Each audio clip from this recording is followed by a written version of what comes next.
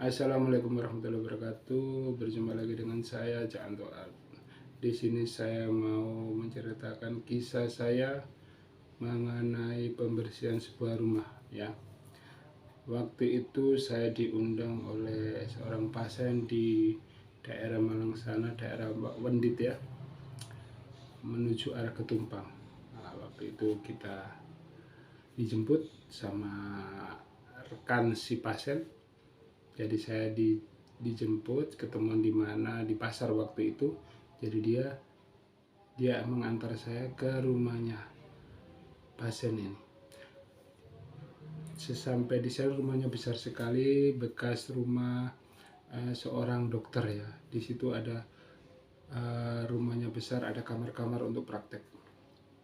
Jadi rumahnya itu besar dan dibeli seorang jual buah ya, kayak buah pisang, terus kelapa yang degannya itu, terus macam-macam buah di situ.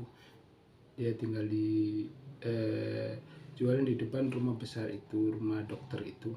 Dan setelah itu dia mencari rezeki, dibeli dengan harga waktu itu 1 M. Nah, waktu dia ceritanya itu dia mau menempatkan di rumah itu, nggak tahu kalau malam hari itu banyak suara-suara aneh, kayak orang main bola, kayak anak main bola, ribut sekali di belakang tuh. Jadi keluarnya itu sesampai saya diantar teman ke rumahnya, saya ngobrol-ngobrol ceritanya begini, dan setelah itu saya mulai masuk ke rumahnya. Saya cari, maksudnya saya mulai dari depan rumah. Maaf, videonya sudah terhapus waktu itu, lama sekali.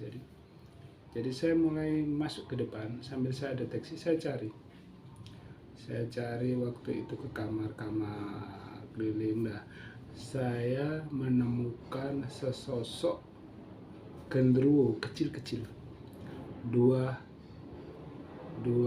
makhluk ini. Genderuwo ini ada dua, dia di gudang kecil. Sambil saya masuk ke situ, saya deteksi rupanya genderuwo ini yang menjadi problem daripada rumah pasien ini. Setelah itu saya tandai ke situ. Oke, saya lanjut lagi, saya keliling ke rumahnya, ke kamar-kamar, satunya dapur, akhirnya ke atas. Ke atas itu nggak ada, cuman ada energi-energi yang biasa lah, energi kecil.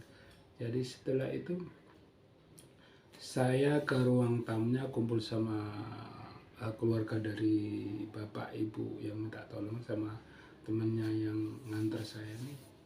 Saya ngobrol-ngobrol, saya jelaskan kalau di sudut di gudang kecil itu letak daripada makhluk pengganggu rumah yang suka ribut. Setelah itu saya minta izin untuk pembersihan atau ritual untuk konsentrasi di ruang tamu itu, untuk memindahkan dua makhluk tadi. Saya konsentrasi di situ, saya pindahkan secara halus, minta di mana. Setelah saya konsentrasi dan menyambung ke makhluk dua itu, saya suruh pindah, dia minta kemana dan dia mau. Nggak terlalu banyak kata-kata apa, ribut bertengkar, dan enggak. Soalnya saya pikir dia itu masih kecil ya, junior, jadi nggak ada perlawanan. Kita komunikasi biasa lewat batin. Dia mau waktu itu dia mau ke pantai, ke laut. Jadi kita bayangkan saja kita pindah ke laut, selesai sudah, dan dia sudah pindah. Nah, waktu itu ada kejadian yang bikin heran juga sama saya. Jadi waktu sebelum saya dimintai tolong untuk membersihkannya, pernah juga ada seorang orang guru ya, guru ngaji di musola pada masjid itu. Waktu itu orang cerita, guru anaknya guru anaknya ngaji katanya gitu mungkin Pak Ustadz. Dia tuh dengar kalau rumahnya itu sering diganggu oleh makhluk itu, dia mencoba untuk menolong keluarga si pasien ini. Dia ke situ, dia mungkin dia baca-baca mungkin ya, nggak taunya itu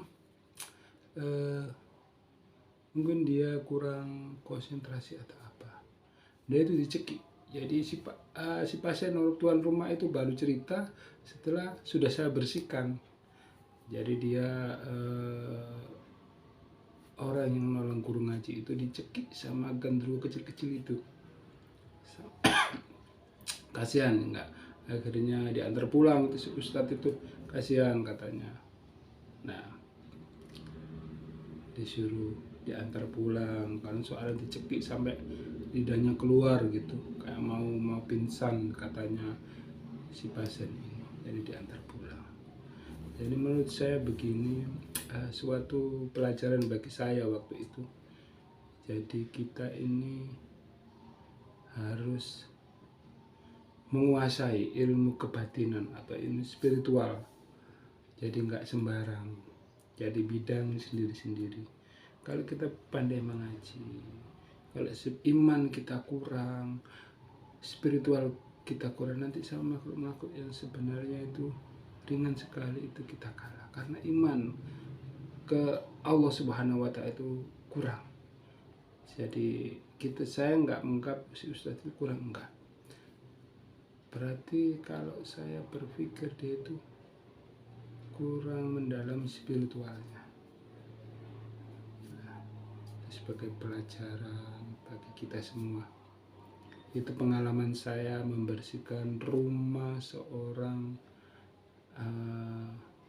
tukang buah yang rumahnya bekas dokter. Rumahnya besar, tapi setelah saya bersihkan, malamnya itu yang punya rumah bisa tidur tenang, nggak ada gangguan sama sekali. Dan dia berterima kasih, yang penting sudah netral semua. Nah, gitu pengalamannya. Dan di kisah-kisah begini nanti saya ada lagi banyak ya. Terima kasih, semoga saudara-saudara terhibur dengan cerita-cerita saya. Wassalamualaikum warahmatullahi wabarakatuh.